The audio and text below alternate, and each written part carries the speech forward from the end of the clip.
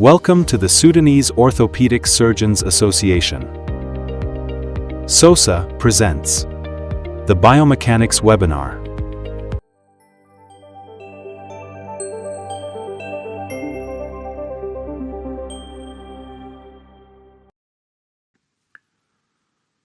بسم الله الرحمن الرحيم. السلام عليكم ورحمة الله تعالى وبركاته. Thank you, Mr. Ayman Al-Taib, for the invitation, and thank you, Mr. Bashandi, for modulating this session. I'm glad to be here as a part of SOSA. My name, for people who don't know me, Hussam Elkhawad.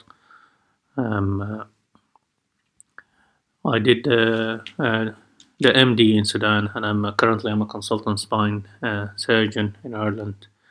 Today we'll be talking about the biomechanics of the spine. This is a big topic, so it might be snapshots and explanation of few concepts more than anything else. I actually did all this presentation using an AI Gamma as a trial for the AI platform.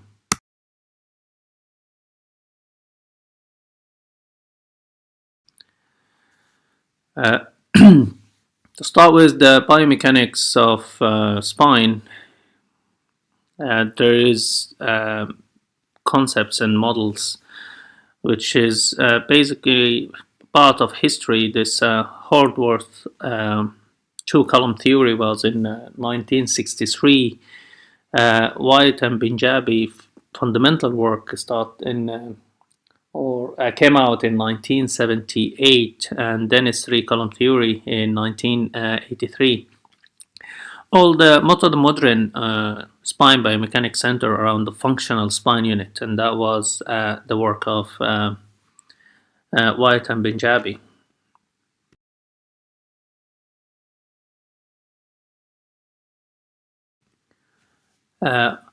Hordworth two-column theory in 1963, as I said, he introduced the foundational concept dividing the spine into two primary load-bearing columns. And this is pivotal for understanding the spine stability and injury. The anterior column, which is composed of the vertebral body, the intervertebral disc, the anterior longitudinal ligament, and this column primarily responsible for resisting the compression forces, and the posterior column, which consists of the rest, the pedicle, the laminae, the articular facet, spinous processes, and the posterior ligamentum complex. Its main role is to resist the tension and control movement. According to the model, significant spine instability occur with disruption of both columns, which was crucial for early classification of the spinal fracture.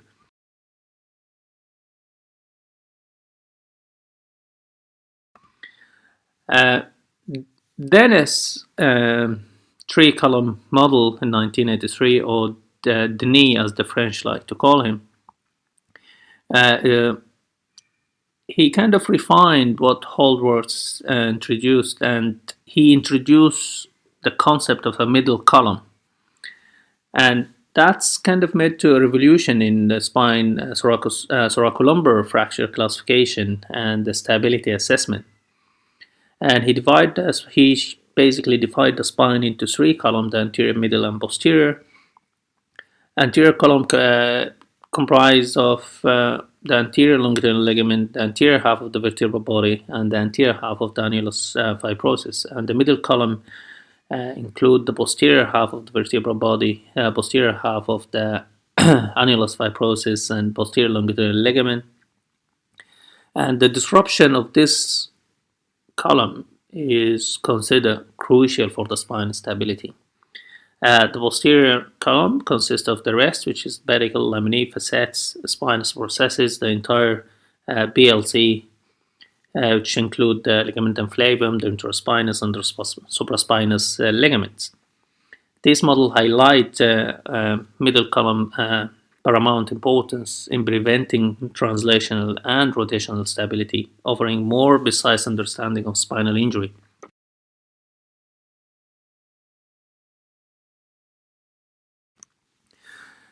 Uh, White and Punjabi functional spine unit. Building on earlier model, White and Punjabi, similar work introduced the concept of the spinal functional spine unit, and this model refined understanding of spinal stability by defining the FSU as the smallest physiological motion segment, which consists of two adjacent vertebrae and interpose soft tissue, including the intervertebral disc ligaments, facet joints. The FSU is critical for analyzing spine motion, the load bearing, and the stability, and their work meticulously quantify mechanical properties of each component within the FSU. And this can establish the parameters for normal motion and identifying the characteristic of instability. And this is became later a kind of fundamental to clinical biomechanics and surgical decision making.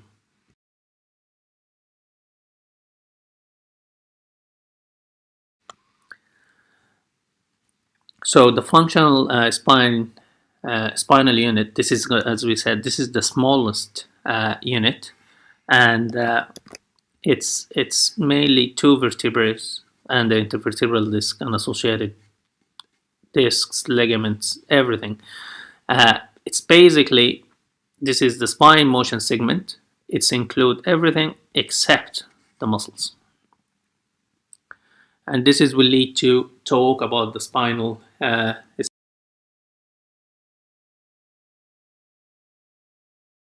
stability, which it's by definition what we mean when we say is this spine is stable or not. Is the critical ability of the spine to maintain the structural integrity and mechanical properties under physiological load. So basically, would you have any displacement happening if the patient stand upright?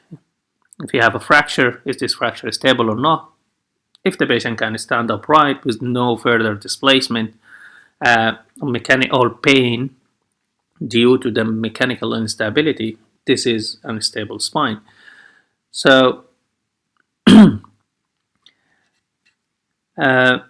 we say that it's a dynamic process, and it's maintained by coordinating interaction of three independent subsystems.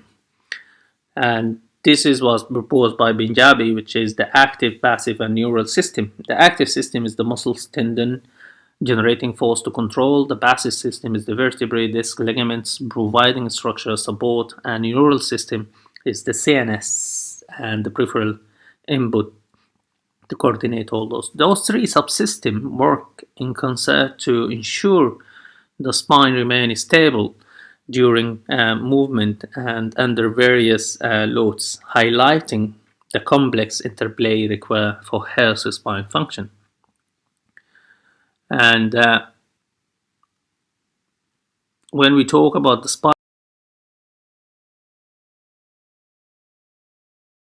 motion, we have to talk about the neutral zone and the elastic zone, and this is the relation between the amount of displacement you get for the unit force.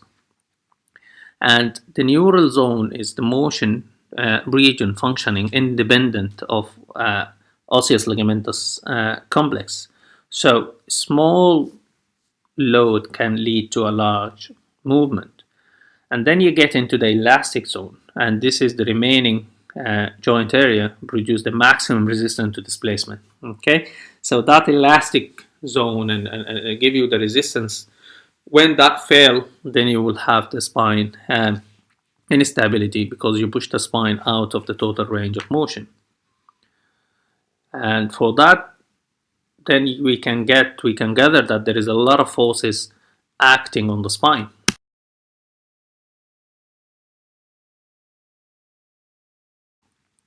So we have the body weight, which is the center of the gravity, generally anterior to the spine column. So this is constantly kind of causing constant forward bending moment. This is the body forces. And you have the ligament tension, ligamentum flavum, uniquely rich in elastin. You have the muscle tension at the back, trying to pull the spine upright. And you have the intra-abdominal pressure, which is contribute to the load distribution and the spinal stability. And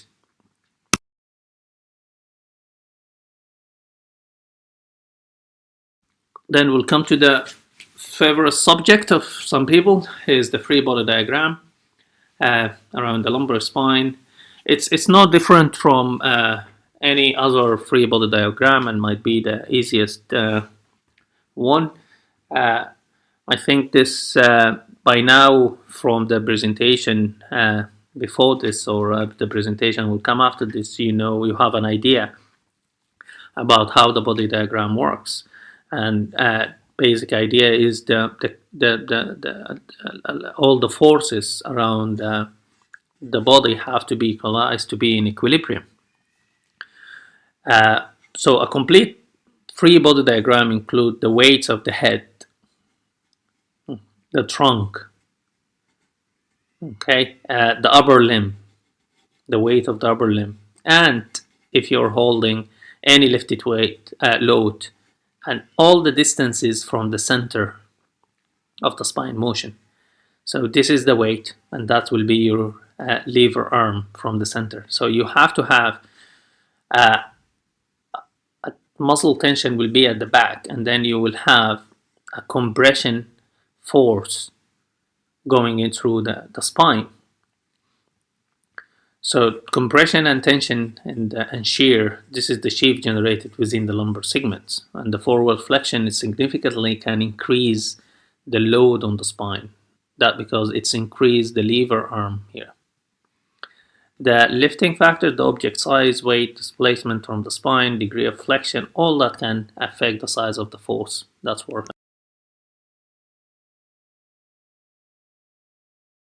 Talk about the biomechanics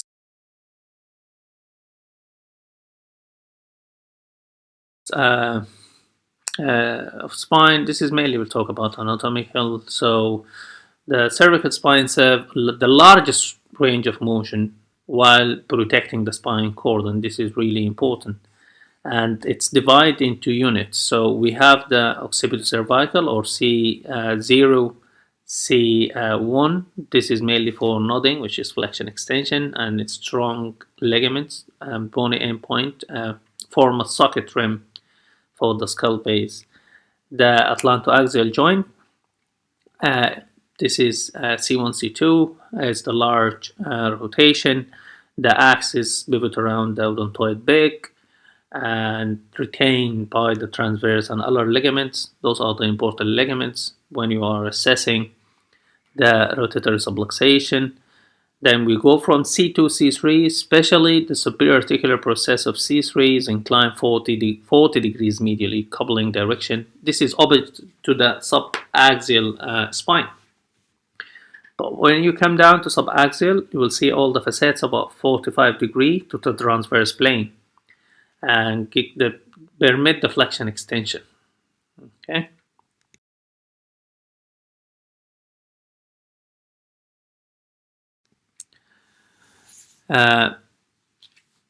The thoracic spine is different from the cervical and lumbar. There is less range of movement, and this is basically because the rib cage effect. The rib cage increase the stiffness, especially in extension and rotation. Compression tolerance up to 4 times because of the rib cage. The canal is the narrowest, so the cord is very vulnerable to the stenosis. There is no massive space available for the cord. The range of movement is about 4 degrees to 12 degrees from the upper to lower. This is the flexion, extension, and rotation 9 degrees in the upper thoracic spine. The facets, it's the coronal angulation 20 degrees and sagittal. The sagittal profile of the sagittal, it's about 55 degrees. This is the 20 degrees coronal angulation and 55 sagittal angulation. This is the orientation of the facets. And then you will get the transition down either around T11 or T12 to go into the lumbar area.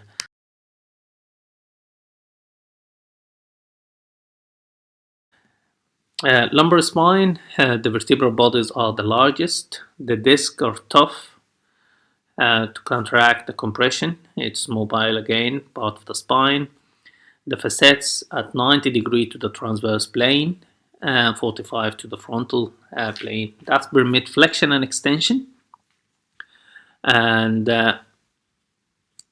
lateral flexion, but you don't get rotation. Okay. The range of movement is the flexion from 20 degrees that comes at L5S1, and lateral flexion is around 30 degrees of rotation, 20 degrees in the upper to 50 degrees the total.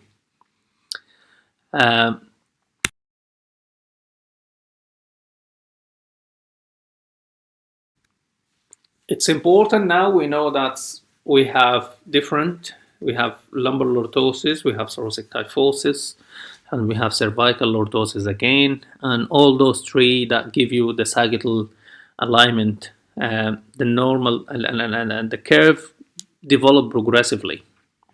Okay. The thoracic and sacral curves are fixed curves, so the kyphotic curves are fixed, and the lordotic curves are kind of mobile. And it's important to know the normal degrees, because when patient come into with a deformity, you will have to try to reproduce his normal. So the cervical lordosis 20 to 40, thoracic kyphosis average of 35. It's a wide range between 20 to 50. And you'll hear those numbers when you're talking about Sherman disease, for example, when you go over 70. Lumbar lordosis, the average is 60, and 70 to 80% of this number of lumbar lordosis come from L4 to S1, and that's why usually we try to save those levels even when you're doing scoliosis correction or fusion, because most of the lordosis and the range of movement comes from L5 to S1, and L5S1 being the largest, about like 47%.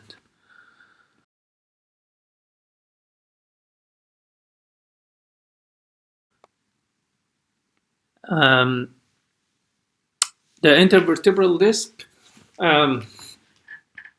it's a complex fibrocartilaginous structure and play a crucial role in the spinal flexibility, load bearing, and shock absorption.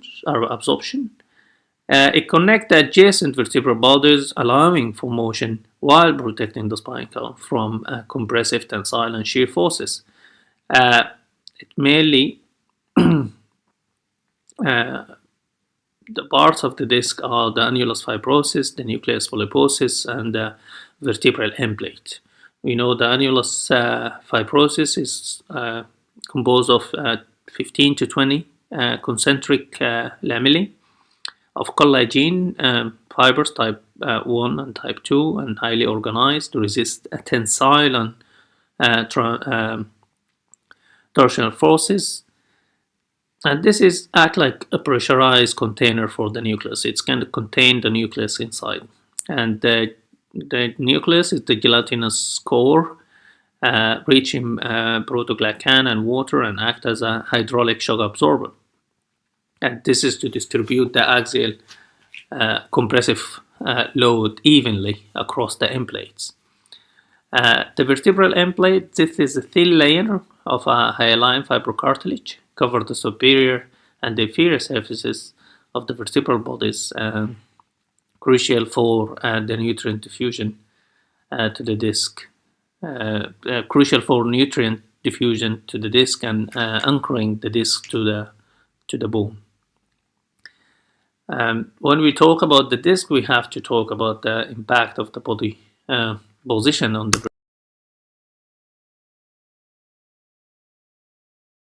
vertebral disc pressure, and you can see that the interdiscal pressure can change significantly with the body posture. And to understand these biomechanical forces is crucial for preventing spinal injury and managing back pain, as different position impose different load profile. Will be lying will be the least minimal disc pressure. Standing is the baseline. Okay, this here 100%. Sitting unsupported increase the pressure up to 150. And then bending forward, that's where you, as we see, remember from the free body diagram, when you're bending forward, the compression forces increase, and the compression forces that will lead to increase in the interdiscal pressure, and it can be substantial. It's up to 180% of the standing. And if you are bending forward and carrying a weight, then this will be the highest and will be almost double. And one of the mechanisms that the disc rupture is bending forward, lifting something heavy, and at the same time rotate. So bending forward with rotation and carrying something heavy, this is the time that the disc can the increased interdiscal pressure can lead to a disc herniation.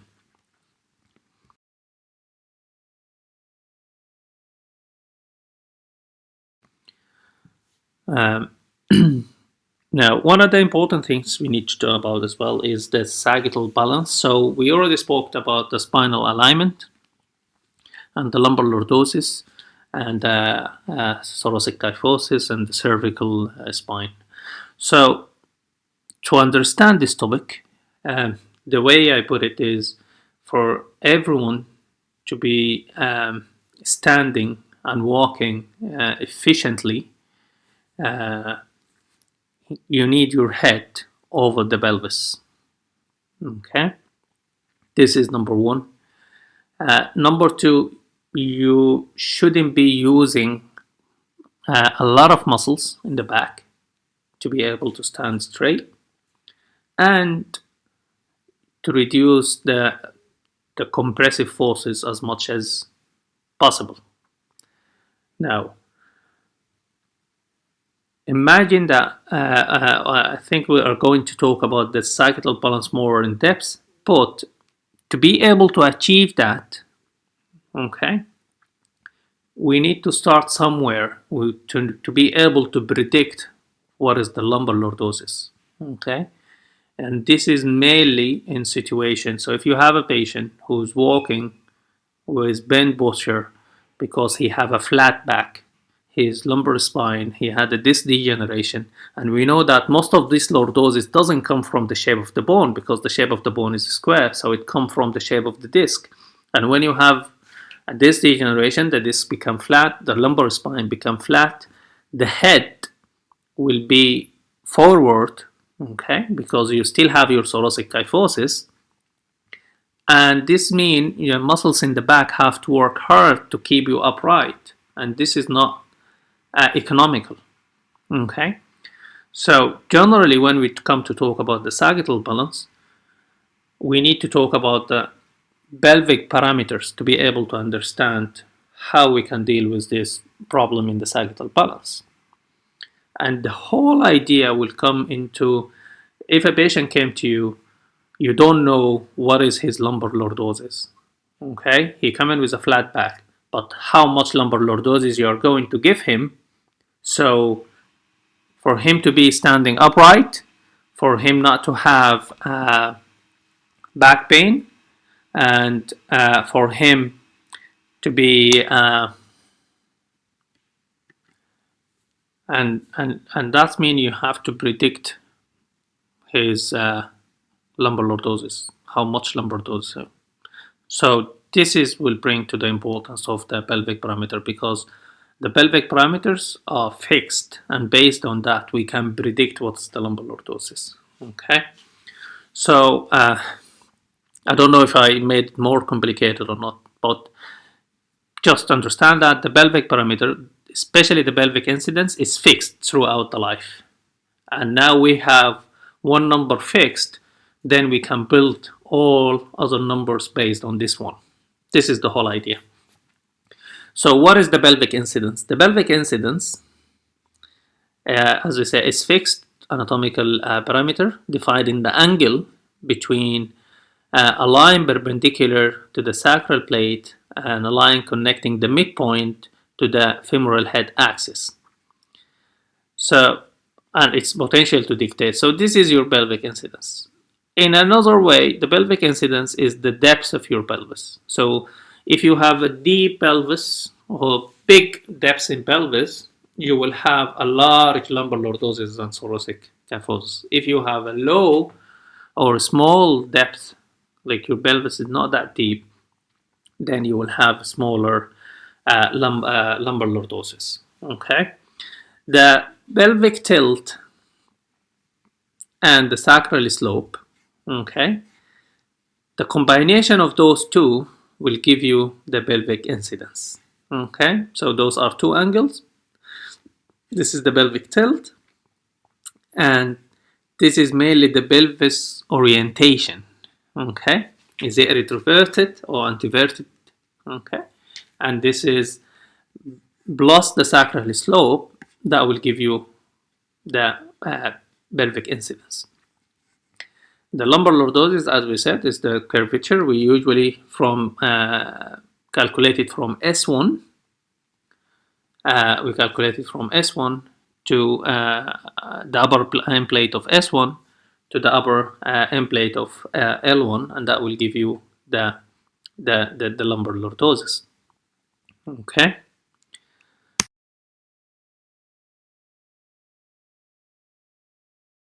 Now, again, we'll go back into the sagittal balance. We said that's to be balanced, that's mean ideal, and this is mean within this ideal alignment with the body mass centered over the pelvis, and that's minimum compensatory effect. You're fine, you don't have a problem, the head is over the pelvis, you're walking efficiently. Compensated when you lose, for example, your lumbar lordosis, but you have a way of to compensate that, and the compensation usually come when you retrovert your pelvis. Okay, you retrovert your pelvis to compensate. That's to compensate for the lumbar lordosis, and that means it will bring your head over the pelvis, or you can increase your you do a hyperlordosis here. Not everyone can compensate from his thoracic spine for the fact we already know before, it's fixed. Okay, so very minimum, but you can compensate as well by bending the knee. So all these, retroverting the pelvis, bending the knee, hyperlordosis cervical spine, try to reduce or hypokyphosis thoracic spine, not in everyone, you will be compensating. Is that economical? No. That will be not easy to walk that way with bent knees, and you will be feeling the back pain and you will feel tired easily.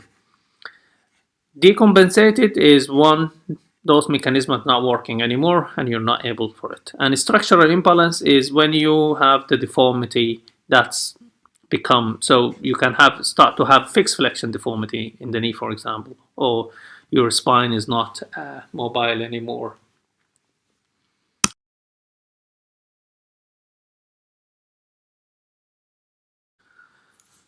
So based on what we said about sagittal balance, is there is one number fits all? No.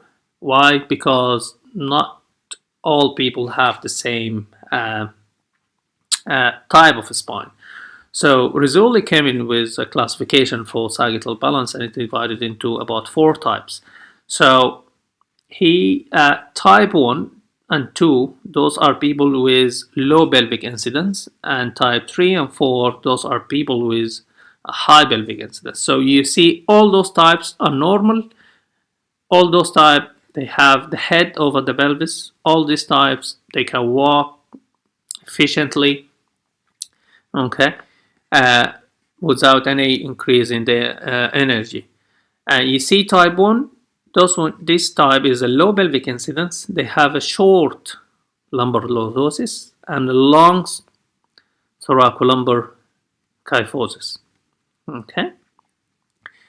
And type 2, they are low to moderate pelvic incidence. The flat lumbar spine reduce thoracic kyphosis, and the spine rely on the lordosis and more on the straightened sagittal profile. So it's everything is just small lordosis here, small kyphosis here, they are straight.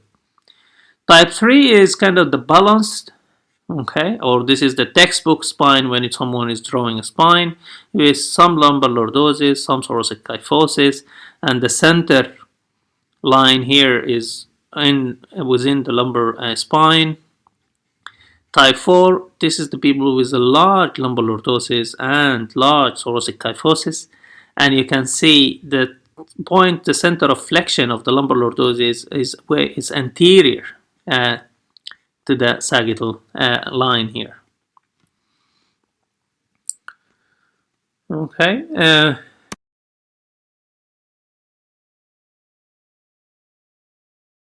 Last thing we'll be talking about the pedicle screws mechanic, the tension band principle. The pedicle screw is like any other screws in orthopedics. The outer diameter versus the inner diameter. This is and the pitch. This all kind of can affect your pull-out strength. We have a head. It's different. That's the head is a U shape to accommodate the rod and the nuts. The fixation, the posterior fixation, that's basically a tension band.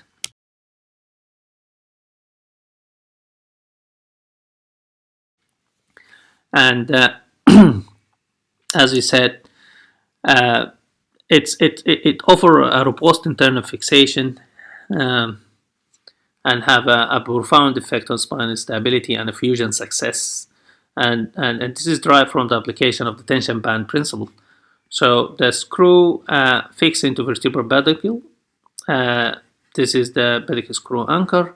The rods linking the screws along the posterior column, and that will give you the tension band. So under the tension, it resists the deflection forces, and it will lead to a compression across the disc, and that's convert the tension to a compressive forces at the disc level.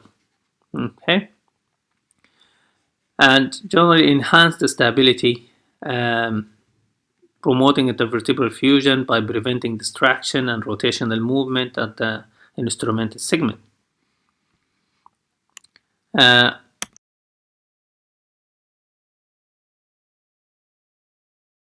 last thing is the slide we're talking about is the mechanism of stability, and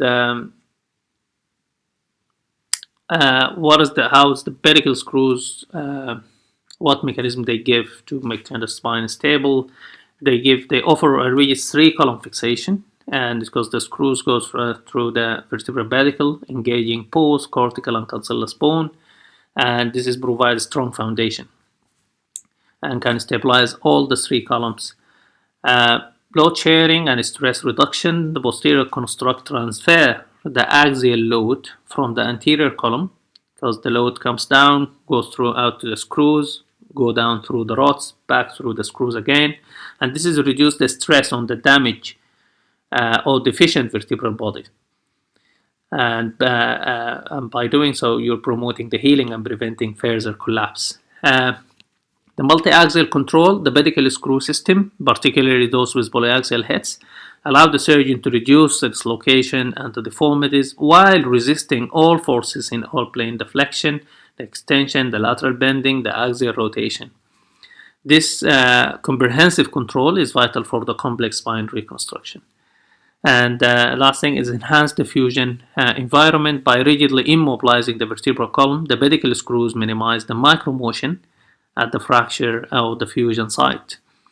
And this is a stable mechanical environment is of paramount for osteogenesis and successful bony fusion.